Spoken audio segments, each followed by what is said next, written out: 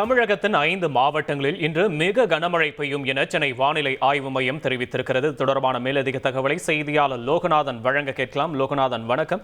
தமிழகத்தில் எந்தெந்த பகுதிகளுக்கு மிக கனமழைக்கான வாய்ப்புகள் இருக்குது? தொடர்பான விவரங்களை பதிவு பண்ணலாம் லோகநாதன். தென்மேற்கு வங்கக்கடல் பகுதிகளில் நிலவிய ஆழ்ந்த காற்றழுத்த தாழ்வு மண்டலம் வடமேற்கு திசையில் நகர்ந்து இன்று பல்வேறு பகுதிகளில் இன்று மழை பெய்து வருகிறது.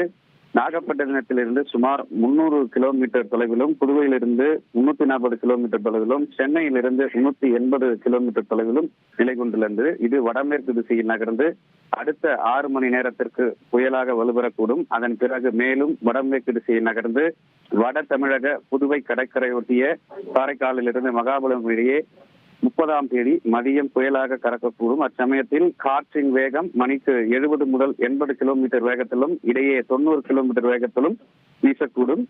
இதனால் பல்வேறு பகுதிகளில் கடலோர தமிழகத்தில் அநேக இடங்களில், உள் தமிழகத்தில் ஓரிரு இடங்களிலும், புதுவை மற்றும் காரைக்கால் பகுதிகளிலும் இடி மின்னலுடன் கூடிய லேசான முதல் மிதமான மழையும், செங்கல்பட்டு, விழுப்புரம், கடலூர், மயிலாடுதுறை, நாகப்பட்டினம் ஆகிய மாவட்டங்கள், புதுவை மற்றும் காரைக்கால் பகுதிகளில் ஒரு சில இடங்களில் கனமுதல் மிக கனமழையும், ஓரிரு இடங்களில் அதி கனமழையும், சென்னை, திருவள்ளூர், காஞ்சிபுரம், அரியலூர், தஞ்சாவூர், திருவாரூர் ஆகிய மாவட்டங்கள் ஓரிரு இடங்களில் கனமுதல் மிக கனமழையும், ராணிப்பேட்டை, திருவண்ணாமலை, கள்ளக்குறிச்சி, பெரம்பலூர், திருச்சி, புதுக்கோட்டை, சிவகங்கை மற்றும் ராமநாதபுரம் மாவட்டங்களில் ஓரிரு இடங்களில் கனமழை பெய்யும் என்று சென்னை வானிலை ஆய்வு மையம் தகவல் தெரிவித்திருக்கிறது.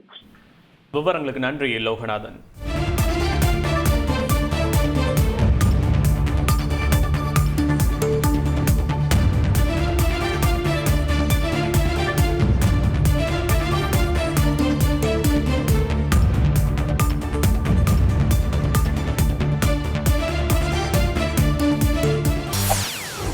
செய்திகளை உடனுக்குடன் தெரிந்து கொள்ள உடனே சப்ஸ்கிரைப் பண்ணுங்க.